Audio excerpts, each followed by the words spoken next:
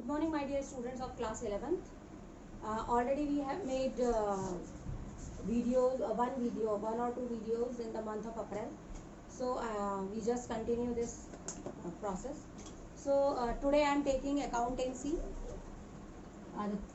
chapter number 2, that is basic accounting terms. Okay. So what is basic accounting terms means? That is a language, that is a terminology which is used in accountancy while you are recording the transactions. So it is very compulsory for you because you are in 11th class, you don't understand the language of accounts. So it is very important for you to understand all the terms. So we will discuss the important basic terms in this chapter, and some other different terms we have discussed in different chapters. Okay, I am trying to take all the important basic terms in this chapter. Okay, so let's start. First one is business transaction. Okay. As by the name is mentioned, business transaction means in that case only business transactions are recorded. For example, there should be two parties should be there, one should be debited and another one should be credited. Okay, and some other things that you have given a order, it is not considered as a transaction. You have given only discussion with some parties, that is also you have given some punishment to the employees, that is not comes under business transaction. Actually there should be two parties and some monetary transaction should be there, and it should be related with the business. So only that type of transactions comes under business transaction. Okay, I think you understand it. And come to the next one, that is account. So that word account is very new for you. Actually account means whatever the transactions are going on. There are so many transactions which is going in our business, okay, while we are running business. In that case, for example, we are doing so many purchases means whatever the things, whatever the goods and services you have purchased or you have rendered to the customers, that comes under it. Okay, so and you are doing sales also, you are providing, you are paying salary to the employees also, you are getting rent also, you are getting revenue also. So many terms are there. So how will you calculate this?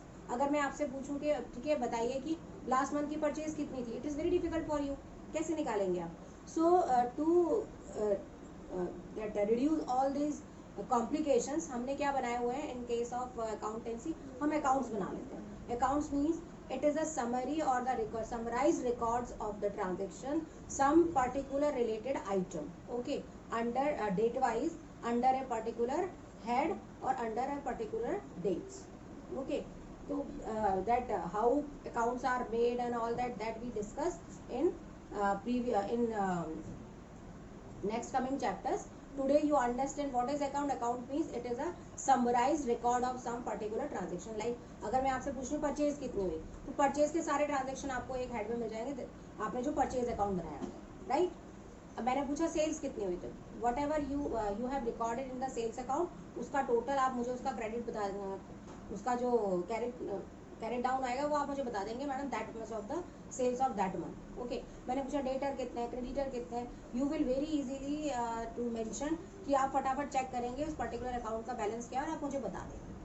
तो I think थोड़ा थोड़ा आपको clear हो रहा होगा कि what is account. Account is the summarise record of any particular transaction under one है.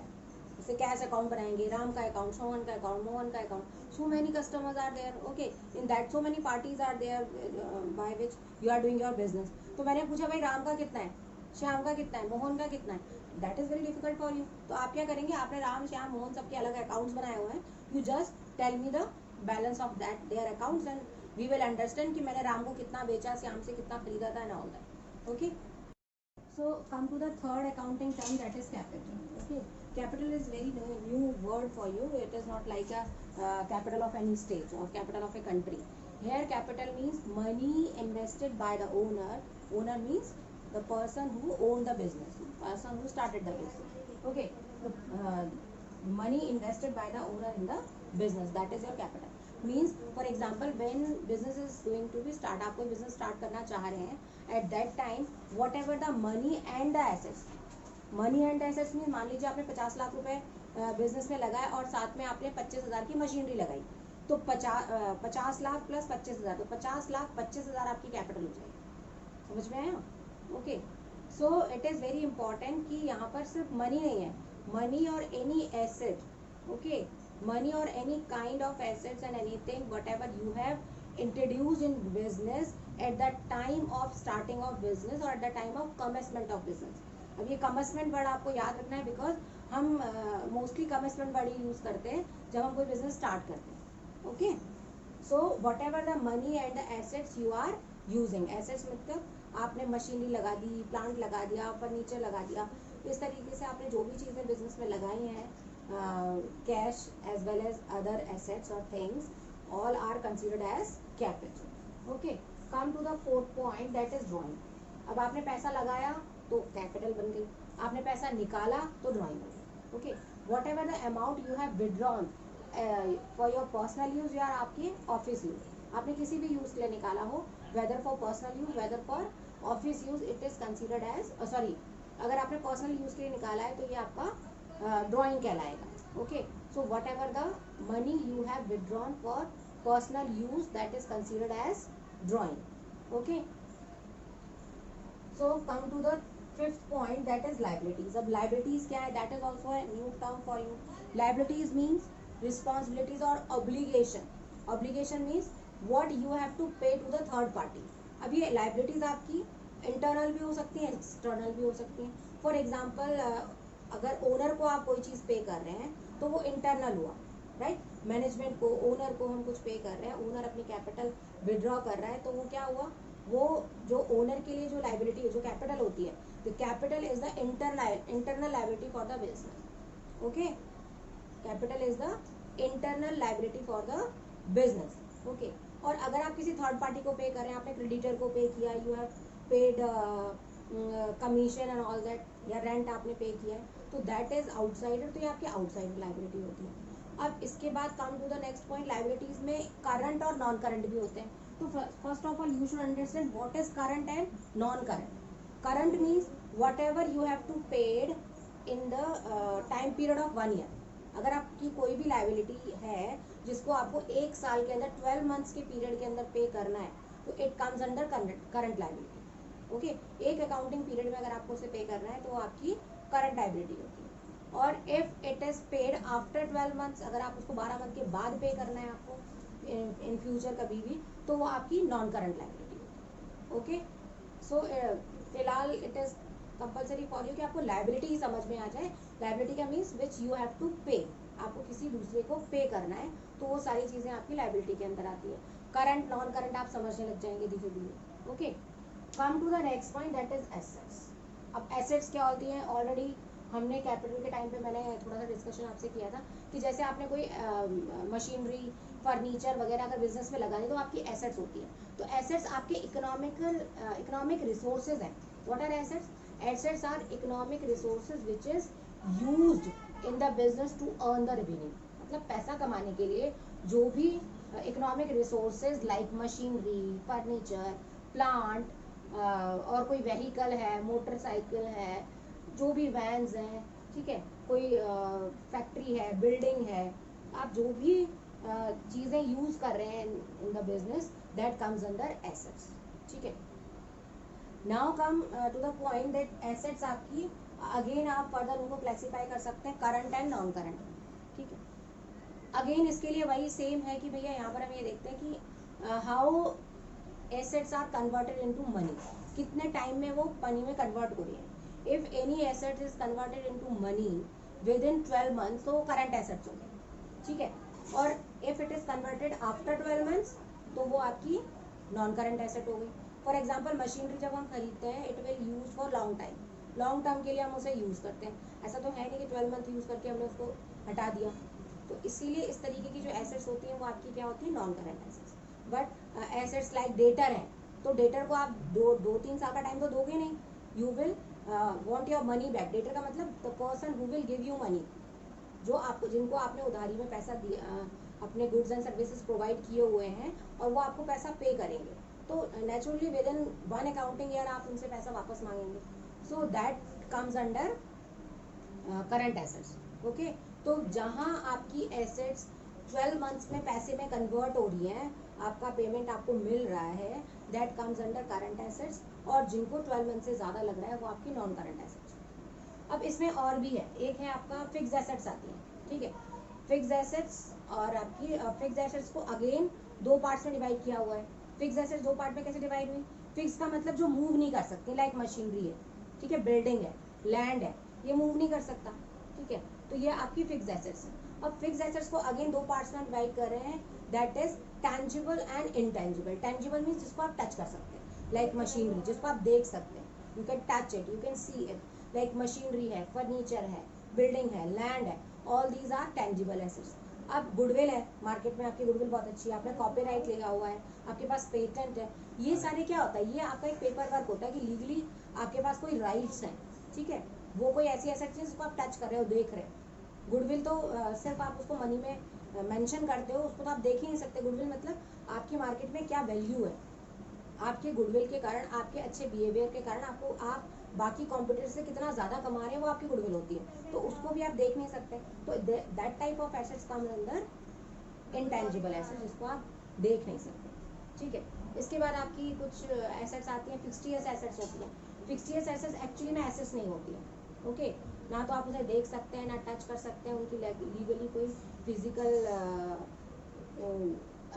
Existence भी नहीं होती है।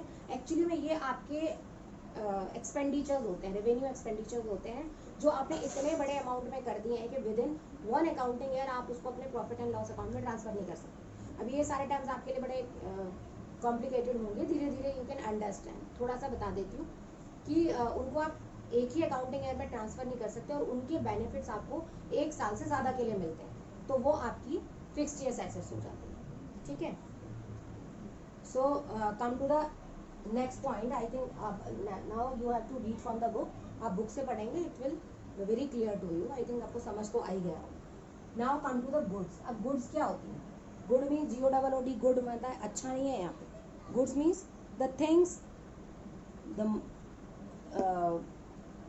you have purchased, or the physical items which you have sold for earning money, or the things which you have manufactured to sold to the other parties for earning money.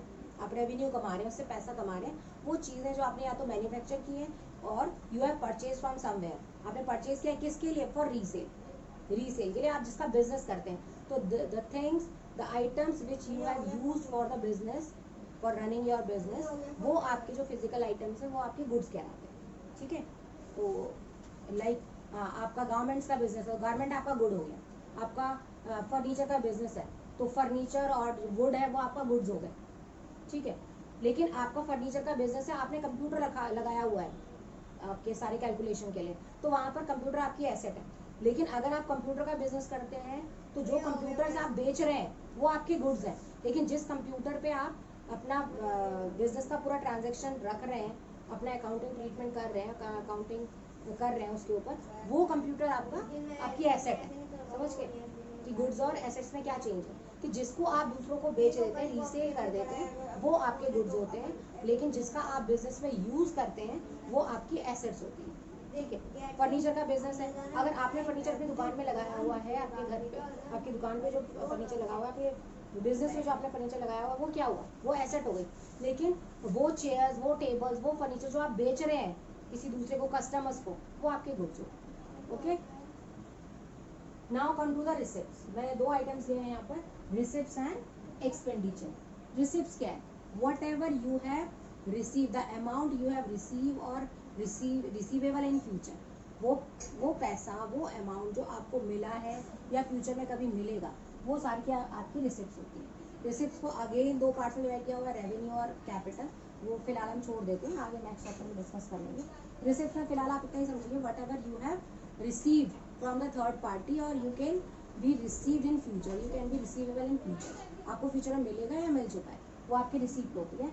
और expenditure means whatever you have paid और इन future आपको पे करना है, तो वो आपके expenditures होते हैं। एक्सपेंडिचर्स भी अगेन कैपिटल और रेवेन्यू होते हैं। कैपिटल और रेवेन्यू में वही कि जो रेवेन्यू अर्न करने में आपको एक्सपेंडिचर्स करने पड़ रहे हैं, वो रेवेन्यू नेचर के हैं। इसके अलावा अगर आप कोई एसेट खरीदते हैं बिजनेस के लिए, या कॉपीराइट लेते हैं, पेटेंट लेते हैं, उस टाइम पे जो आप एक्सपेंडिचर कर रहे हैं या आपके रिनोवेशन करा रहे हैं अपने बिल्डिंग का, तो वो सारे आपके कैपिटल एक्सपेंडिचर्स होते हैं जिसका बेनिफिट आगे आपको मिलने वाला है, या जो हमें हेल्प करते हैं बिजनेस को रन करने में, ठीक है। और जो हमको रेवेन्यू कमाने में हेल्प करते हैं वो हमारे रेवेन्यू एक्सपेंडिचर होते हैं। So come to the 10th one, that is trade receivable and trade payable. Trade receivable means the amount, the persons from which to whom you have getting your money back in future any time. Future में आपको कभी आपका पैसा वापस मिलेगा, किससे मिलेगा? जिसको आपने you have sold your goods and you have rendered your services, जिसको आपने अपने goods बेचे हैं, अपनी services provide करी हैं, क्रेडिट बेसिस पे उधार में दी है, and that person in future पे बैक टू यू, वो आपको फ्यूचर में पे बैक करेगा, वो आपको पैसा फ्यूचर में वापस पे करेगा, ठीक है, क्योंकि आपने उसको उधारी पे बेचा होगा। तो वो आपके किस में आते हैं? ट्रेड रिसीवेबल में आते हैं। ट्रेड रिसीवेबल में दो आ जाते हैं, डेटर, ठीक है, इसमें बी साइलेंट होता है, डेप्टर होता है, इसको डेटर पढ़ते हैं हम, और बी आर। डेटर मीन्स वो पर्सन जो आपको पैसा देगा, the person who will pay you in future, that comes under debtor. And if there is any paperwork or any you have prepared one document, आप सेलर हैं, आपने एक document तैयार कर लिया और you get it accepted by that person, आपने उससे साइन करा लिए कि आफ्टर 3 मंथ्स वो आपके पेमेंट्स कर देगा। तो इस तरीके का अगर कोई पेपर वर्क या डॉक्यूमेंट बन जाता है दोनों पार्टीज के बीच में, उसमें जो सेलर होता है वो डॉक्यूमेंट तैयार करता है, ड्रॉअर होता है, और जो जिसको आपने बेचा हुआ है सामान, that party is become the acceptor, वो आपका ड्रॉई होता है जो आपको पैसा पे करेगा। तो उस कंडीशन में उस पेपर को हम बी आर कहते हैं, ठीक है। इसका जस्ट अपोजिट है ट्रेड पेएबल। ट्रेड पेएबल में क्या है कि आपने किसी से क्रेडिट पे परचेज किया है, you have purchase your raw materials your goods for resale from some parties, तो वो आपके क्या हो जाते हैं? ट्रेड पेएबल्स होते हैं, जिनको आपको पे करना है। तो ट्रेड पेएबल्स अगेन दो पार्ट से डिवाइड हो जाएंगे यहाँ पे, क्रेडिटर और BP, bills payable. BP means bills payable, okay, or BR means bills receivable, BP means bills payable. Creditor means the person to whom you have to pay in future, you have obligation to pay or you have to pay your debit in future, तो वो creditors होते हैं। और again अगर कोई paper work हो गया आपके बीच में, वट एवर द पार्टीज, अगर वो पेपर वर्क हुआ है, कोई डॉक्यूमेंट तैयार हुआ है, तो वो डेटर का नाम बदल के बीपी हो जाता है, इतना समझना पड़ेगा, ओके, क्लियर। तो वो बिल्स पेएबल कहलाता है। पेएबल अगर किसी भी ये जो एबल वर्ड है ना, रिसीवेबल, पेएबल का मतलब आपको फ्यूचर में मिलेगा, आपको अभी मिला नहीं है, ठीक है। पेएबल, रिसीवेबल और बिल्स पेएबल, बिल्स रिसीवेबल, जो एबल वर्ड का मतलब है कि फ्यूचर में आपको मिलेगा, अभी आपको मिला नहीं, clear. Now come to the stock and inventory, और स्टॉक और इन्वेंट्री। स्टॉक और इन्वेंट्री क्या होता है?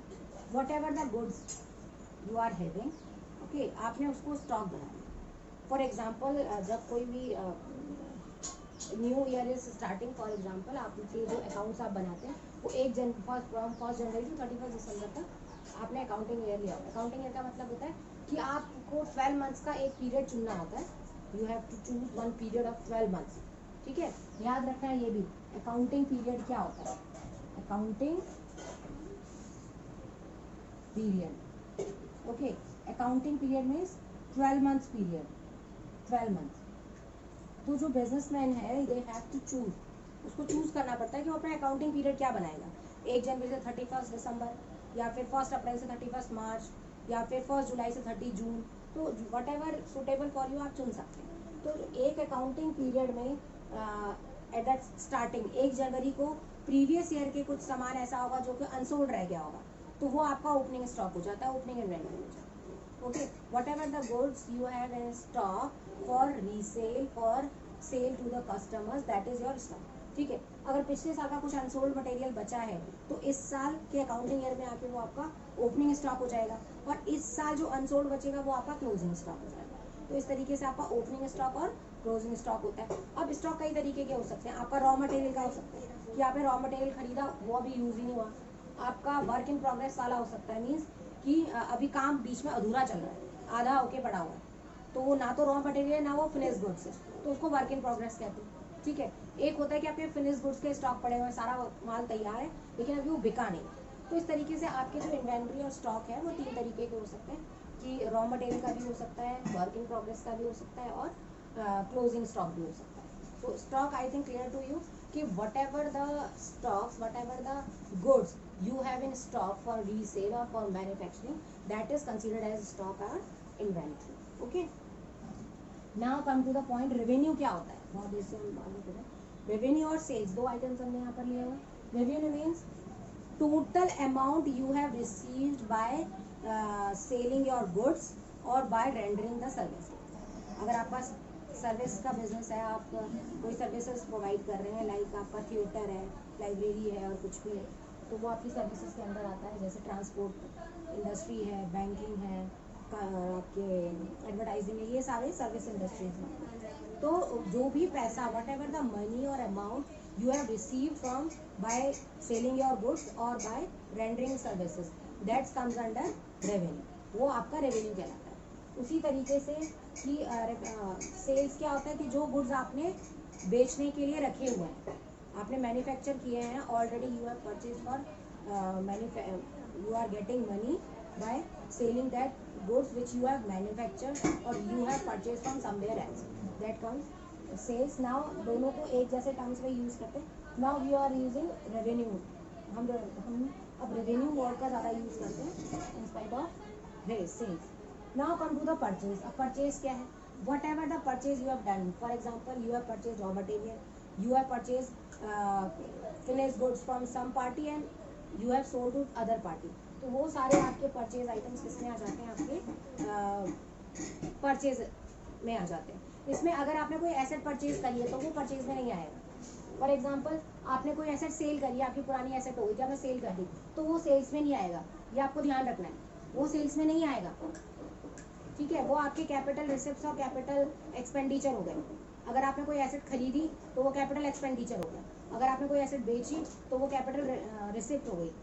ठीक है, कैपिटल रेवेन्यू हो गया, वो आपका सेल्स और परचेज नहीं आएगा। सेल्स और परचेज में केवल गुड्स एंड सर्विसेज ही आती है। Okay, whatever you have sold और rendered services that comes under sale, और whatever you have purchase for manufacturing और फॉर और अगर आपने कोई कंप्लीट आइटम्स या फिनिश गुड्स आपने कहीं से परचेज किए रीसेल के लिए, ठीक है, बिजनेस के लिए, रीसेल के लिए, तो वो आपके सेल्स और परचेज में आता है। ये छोटे छोटे टर्म्स आपको याद रखना है। अगर कोई मशीनरी बिक रही है तो आप उसको सेल्स में नहीं डाल सकते, अगर कोई मशीनरी खरीदी जा रही है तो आप उसको परचेज में नहीं डाल सकते। परचेज और सेल में केवल और केवल आपके गुड्स एंड सर्विसेज आते हैं। ओके, तो ये सारे आपके इंपॉर्टेंट टर्म्स थे। इसके अलावा मैंने कुछ और टर्म्स ले लिए हैं। लेट्स सी, एक्सपेंस क्या होता है। एक्सपेंस मीन्स कि whatever the expenditure we have spend for earning revenue, revenue को कमाने के लिए जो भी एक्सपेंडिचर हमें करना पड़ रहा है वो सारे आपके एक्सपेंस कहलाते हैं। अब इनकम क्या होती है, फिर इनकम में क्या आएगा, इनकम का फॉर्मूला होता है revenue R minus E, means revenue minus expenses. आपने जितना भी पैसा कमाया, फॉर एग्जाम्पल आपने जो भी गुड्स बेचे, जो भी सर्विसेज प्रोवाइड करी, उसे जितना भी टोटल पैसा आया उसमें से आपने सारे एक्सपेंस जो उनको मैन्युफैक्चर करने में या उनको परचेज करने में आया था वो उसमें से लेस कर दिया, तो आपको इनकम निकल कर आती है। ठीक है, प्रॉफिट में और भी आपके जो टोटल एक्सपेंसेस आप लेस कर देते हैं होते हैं, डायरेक्ट इनडायरेक्ट एक्सपेंसेस होते हैं, ये लास्ट के चैप्टर्स में आएगा, तो उसके सब्ट्रैक्ट करने के बाद जो आता है वो आपको प्रॉफिट होता है। गेन एक टर्म आ जाता है कभी कभी। अब आप बोलेंगे नॉर्मल लैंग्वेज में इनकम, प्रॉफिट, गेन समथिंग सब एक जैसे होते हैं, but it is not like that. Gain का मतलब है कि बाई चांस, फॉर एग्जाम्पल आपके पास एक पुरानी मशीनरी पड़ी थी, यू हैव सोल्ड है और उसकी कीमत आपके हिसाब से 10,000 थी, वो 15 में बिक गई, तो 5,000 का जो अमाउंट है वो आपका क्या हो गया, गेन हो गया।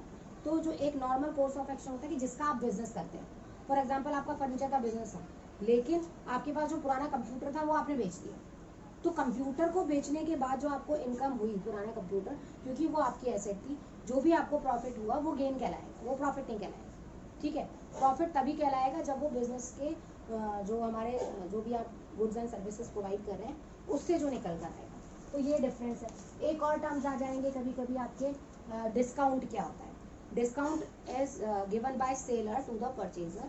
ठीक है, any reduction in the sales price, कि सेल्स प्राइस में कोई भी रिडक्शन अगर कर दिया जाता है दैट इज कॉल्ड डिस्काउंट। ठीक है, डिस्काउंट इज टू टाइप, दो तरीके का डिस्काउंट होता है, cash discount and trade discount. Okay, trade discount का मतलब क्या है, चाहे आप क्रेडिट पे लें चाहे आप कैश पे लें, whatever you have purchased and that person is given you discount, तो वो आपका कैश डिस्काउंट होता है, लेकिन सॉरी ट्रेड डिस्काउंट होता है, लेकिन आप उसको रिकॉर्ड नहीं कर सकते, आप उसको रिकॉर्ड नहीं करते। हम ट्रेड डिस्काउंट को लेस करने के बाद जो भी अमाउंट मिल गया था उसको रिकॉर्ड करते हैं, ठीक है। और cash discounts mean to attract the customer to pay as early as possible, हम अट्रैक्ट करना चाहते हैं कस्टमर को कि जल्दी से जल्दी हमारा पेमेंट कर दें।